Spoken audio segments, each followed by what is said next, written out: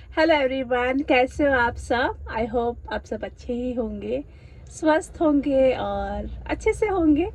तो आप लोग सोच रहे होंगे कि दीदी कार में बैठ के काहे वीडियो बना रही है। देखो कैसा हो गया ना कि थोड़ा सा शेड्यूल बिजी चल रहा है, थोड़ा सा बिजी हूँ। जैसे कि इंस्टाग्राम, यूट्यूब, घर में फैमिली, परिवार, सब में समय थोड़ा सा कम मिल रहा है। आप लोग समझ सकते हो, मुझे पता है कि आप लोग समझ सकते हो, क्योंकि मेरे प्रोफाइल में मेरे पास 80% लेडीज़ है, चाहे यूट्यूब हो चाहे इंस्टाग्राम हो। सो एक लेडीज़ को अच्छे से समझ में आता है कि कितना डिफ़िकल्ट होता है। देखो अभी भी मैं कराटे क्लास छोड़ने आई हूँ बच्चों को, और यहाँ बैठ के ये वीडियो बना रही हूँ। और वीडियो बनाने का रीज़न ये है कि मुझे बहुत सारे कमेंट्स आए थे, डीएम्स भी आए थे कि दीदी आपने गुनगुन का बर्थडे आश्रम में क्यों सेलिब्रेट किया, आपको ऐसी सोच आपको क्यों आई, एंड वो आश्रम कहाँ है और उसके टर्म्स एंड कंडीशंस क्या है, आपको कैसा लगा आश्रम में। मैंने सोचा कि चलो मैं आप लोगों के साथ अपना एक्सपीरियंस ही शेयर कर देती हूँ। कैसा हुआ ना कि जैसे गुनगुन का बर्थडे था, तो जैसे गुनगुन का जन्म हुआ उस टाइम हमारी कंडीशन बहुत ज़्यादा ख़राब थी। मैंने आप लोगों को पहले भी बताया हुआ है, मतलब बदतर से बदतर हालत थी उस टाइम, बहुत ज़्यादा ही ख़राब रहती थी। तो उस टाइम हमने गुनगुन का बर्थडे कभी सेलिब्रेट नहीं किया, कभी भी नहीं किया। तो फिर जैसे वो बड़ी हुई ना, तो उसकी इच्छा थी कि मेरा बर्थडे सेलिब्रेट हो। तो फिर हमने सोचा था कि उसका 10वां बर्थडे हम बड़ा सेलिब्रेट करेंगे, 11वां बर्थडे हम बड़ा सा पार्टी करेंगे और सेलिब्रेट करेंगे। बट उस समय में क्या हुआ कि आ गया कोरोना। कोरोना में पूरा हो गया लॉकडाउन। तो उस समय भी हम उसका बर्थडे नहीं सेलिब्रेट कर पाए। उस टाइम भी माहौल नहीं था कि बर्थडे सेलिब्रेट हम कर पाए। पिछले साल सोचा था, तो पिछले साल भी हम लोग फार्म हाउस पे ही थे और उस टाइम भी कोरोना का ही माहौल था, तो पिछले साल भी हम नहीं कर पाए। फिर इस साल हमने सोचा कि चलो इस साल हम उसका बर्थडे करेंगे। तो जैसे कि मेरी मम्मी आई हुई थी बर्थडे के जस्ट 2 दिन पहले ही, तो मेरी मम्मी ने बोला था कि बेटा आश्रम में कभी गई हो, कभी वहाँ पे देखा है बच्चे कैसे रहते हैं, अनाथ आश्रम होता है, वृद्धाश्रम होता है, वहाँ पे लोग कैसे रहते हैं बेटा, तूने कभी देखा है। मतलब ऐसे ही कुछ बातों बातों में ही बातें निकली थी। तो फिर मुझे ऐसा लगा कि यार जाना चाहिए, यार ऐसी जगहों पे जाना चाहिए, देखना चाहिए। फिर मैंने मेरे पति से शेयर करी कि देखिए गुनगुन का बर्थडे भी आ रहा है और ओकेशन भी अच्छा है, तो क्यों ना हम आश्रम में चले। फिर मैंने आश्रम सर्च करे, तो मुझे खोपोली में 1-2 आश्रम मिले जो कि वृद्धाश्रम थे, जो बुजुर्ग लोगों के आश्रम होते। तो उनका थोड़ा था कि सरकार से परमिशन निकालनी पड़ती है, उनकी कंडीशंस थोड़ी ज़्यादा हाई फाई थी, आश्रम भी थोड़े ज़्यादा ही स्टैंडर्ड वाले थे। तो हम वहाँ पर, फिर हमको अच्छा नहीं लगा वहाँ पे। तो फिर मैंने अपनी सोसाइटी में एक भैया से पूछा, तो उन्होंने मुझे ये आश्रम का एड्रेस दिया। उन्होंने मुझे बोले कि दीदी ये आश्रम अच्छा है, आप यहाँ पे कांटेक्ट करो। मैंने मेरी बेटी का बर्थडे भी यहीं पे सेलिब्रेट किया था। तो मैं बोली चलो ठीक है। तो मैंने वो नंबर मेरे पति को दे दिया, और वो उन्होंने क्या किया कि डायरेक्टली चले गए, गर्मी लग रही है यार, डायरेक्टली चले गए और वहीं पे उन्होंने, क्या हो गया, वहीं पे उन्होंने कांटेक्ट किया और उन्होंने बात करी। सुबह सुबह पहुंच गए। उन्होंने बोला कि ठीक है, हमारे पास 40-45 बच्चे हैं, आप चाहो तो नाश्ता, दोपहर का खाना, या आपको जैसे करना है ऐसे आप कर सकते हो। उनके कुछ कमर्शियल्स थे। अब ऐसी बात है कि मैं यहाँ पे कमर्शियल्स शेयर नहीं कर रही हूँ, जस्ट बिकॉज कि मेरी माँ कहती है कि जब आप दान करो तो दाएं हाथ से करो, तो बाएं हाथ को भी पता नहीं चलना चाहिए।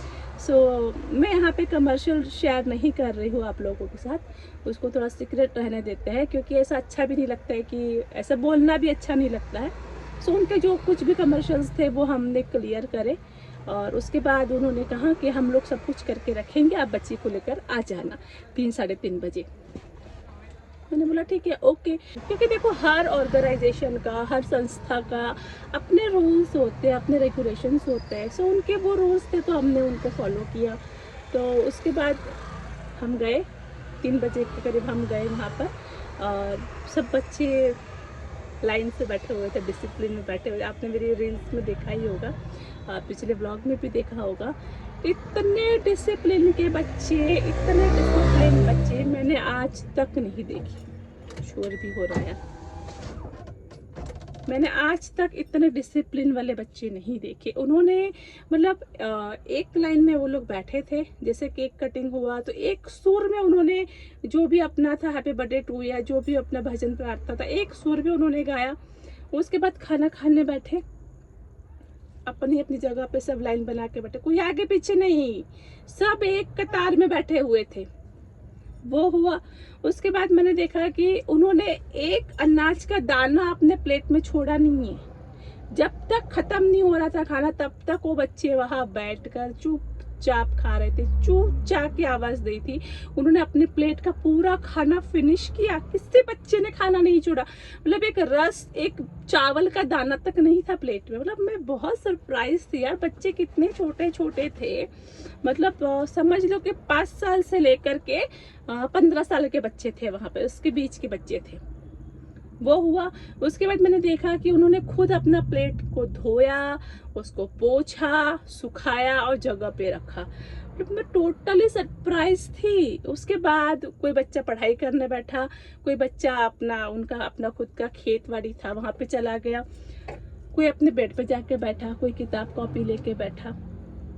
मैंने वहाँ पे कुछ बच्चों से बात भी करी तो उन्होंने कहा कि हम बहुत बच्चे छोटे थे तभी से आए। कुछ वहाँ पे 2 बहनें भी थी जो काफ़ी समय से वहाँ रह रही थी। वहाँ पे मतलब खुद का खुद वो लोग कपड़े धो रहे, खुद का खुद अपना काम कर रहे।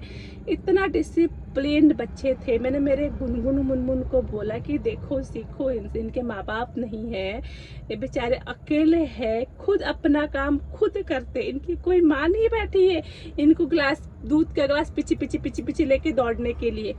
इनको दूध मिल जाए तो इनको लगता है वाह भगवान मिल गया। इनका कोई नहीं है, फिर भी देखो ये लोग कितना खुश रहते हैं, छोटी छोटी चीजों में खुशियां ढूंढते हैं।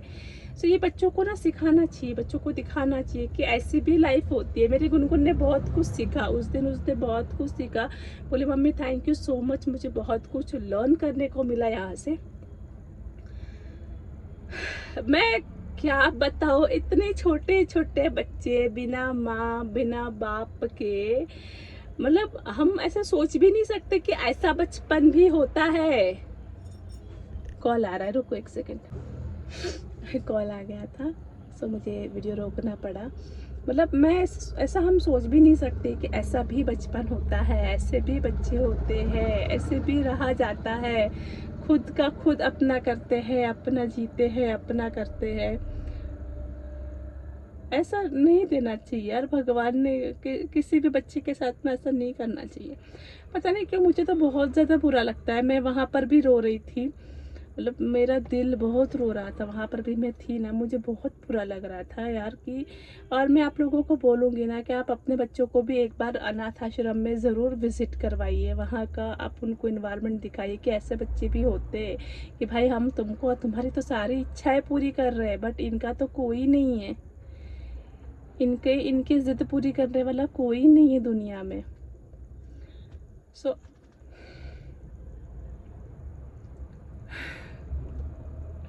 मैं ज़रूर कहूँगी ना कि आप लोगों को भी अपने बच्चों को एक बार ऐसे अनाथ आश्रम में ज़रूर लेके जाना चाहिए। आपके आसपास का कोई भी हो, वहाँ पे इन लोगों को ज़रूर दिखाना चाहिए कि बच्चे कैसे सरवाइव कर रहे हैं, है ना।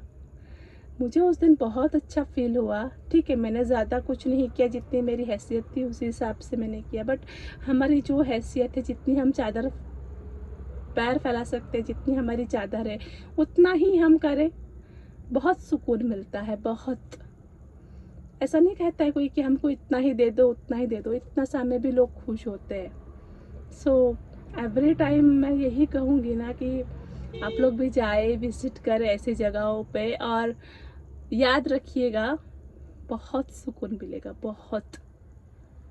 तो मुझे पूछा था तो मैंने बताया। और वो आश्रम जो है वो चिखली में है। वो आश्रम पुणे में ही है, मेरे घर से 18 किलोमीटर दूर था वो आश्रम। सो पास ही में, मतलब ठीक है पास ही में था। स्कूल से डायरेक्टली चले गए थे हम लोग वहीं पर और बर्थडे सेलिब्रेट करके आ गए थे। 5 बजे तक तो हम घर भी आ गए थे। सो इस बार का बर्थडे गुनगुन का बहुत यादगार था। और ऐसे आश्रम में जाके ना बहुत अच्छा भी मिलता है, और मतलब बच्चों को भी सीखने को मिलता है, और हम लोगों को खुद को भी सेटिस्फेक्शन मिलता है कि चलो लाइफ में कुछ तो किया, कुछ तो अच्छा काम किया। किसी के चेहरे पे खुशी लेकर आया। और छोटे छोटे बच्चे बहुत खुश थे, बहुत बहुत ज़्यादा वो लोग खुश थे। सो आप लोग भी करिएगा, और अगर करेंगे तो मुझे ज़रूर बताइएगा।